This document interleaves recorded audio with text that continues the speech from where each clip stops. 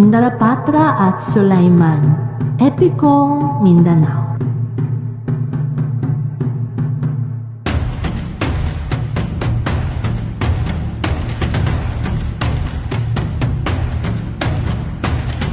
Si Indarapatra ay ang matapang na hari ng Mantapuli. Nabalitaan niya ang malimit na pananalakay ng mga dambuhalang ibon at mababangis na hayop sa ibang panig ng Mindanao. Labis niyang ikinalungkot ang mga nangyayaring ito sa naninirahan sa labas ng kaharian ng Mantapuli. Inutusan ni Indarapatra si Sulaiman upang puksain ang mga halimaw na namiminsala sa mga tao. Agad na sumunod si Sulaiman. Bago umalis si Sulaiman ay nagtanim si Indarapatra ng halaman sa may durungawan. Ani niya kay Sulaiman, "Sa pamamagitan ng halamang ito ay malalaman ko ang nangyayari sa iyo. Kapag namatay ang halaman, ito'y nangangahulugang ikaw ay namatay." Sumakay si Sulaiman sa hangin. Narating niya ang kabilalan. Wala siyang makitang tao.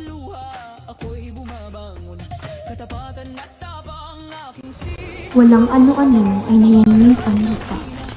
Kaya pala ay dumating ang halimaw na si Kurita. Matagal at madugo ang paglalaban ni Sulaiman at ni Kurita. Sa wakas, napatay rin ni Sulaiman si Kurita sa tulong ng kanyang kris. Nagtungo naman si Sulaiman sa matuto. Kanyang hinanap ang halimaw na kumakain ng tao, nakilala sa tawag na tarabusaw. Hinagupit ni tarabusaw si Sulaiman sa pamamagitan ng punong kahoy. Nang nanlalata na si tarabusaw, ay saka ito sinaksak ni Sulaiman ng kanyang espada. Pumunta si Sulaiman sa bundok ng Bita. Wala rin siyang makitang tao. Ang iba ay nakain na ng mga halimaw at ang natirang iba ay nasa taguan. Lumingali nga pa si Sulaiman nang biglang nagdilim pagkadating ng dambuhalang ibon pa. Si Sulaiman ang nasisigating ng ibon. Mabilis at ubos lakas ng tinaga ito ni Sulaiman.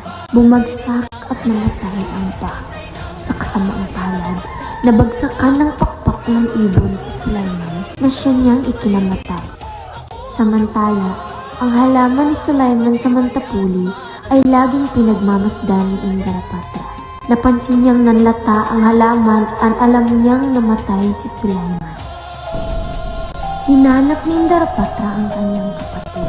Nagpunta siya sa kabalalan at nakita niya ang kalansay ni Tarabusaw. Alam niyang napatay ito ng kapatid niya.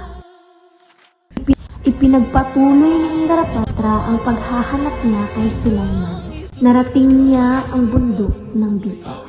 Nakita niya ang patay na ibong pa.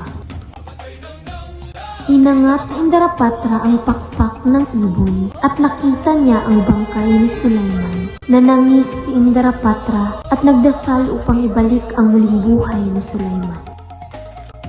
Sa di kalayo ay may ugat na bumaba ang tubig. Nilisikan niya ng tubig ang bangkay at muling nabuhay si Sulaiman. Parang nagising lamang ito mula sa mahimbing na pagtulog. Nagyakap ang magkapatid dahil sa malaking katuwaan. Pinauwi na ni Indarapatra si Sulaiman.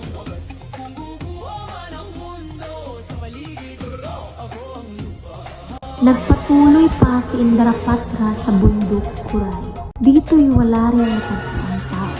Nakita niya ang kinatatakutang ibong may 7 ulo. Sa tulong ng kanyang engkantadong sibat na si Juris Pakal, ay madali niyang napatay ang ibon. Hinanap niya ang mga tao. May nakita siyang isang magandang dalaga na kumukuha ng tubig sa sapa. Mabilis namang tumakbo ang magandang babae at lumapit sa mga taong pinagtataguan ng lahat tao sa puot na iyon. Ibinalita ni Indarapatra ang pakikipaglaban nilang dalawa ni Sulaiman sa mga halimaw at dambuhalang ibon. Sinabi rin niyang maaari na rin silang lumabas sa kanilang pinagtataguan. Sa laki ng pasasalamat ng buong tribo, ay pinakasal kay Indrapatra ang anak ng hari, ang magandang babaeng nakita ni Indrapatra sa batisan.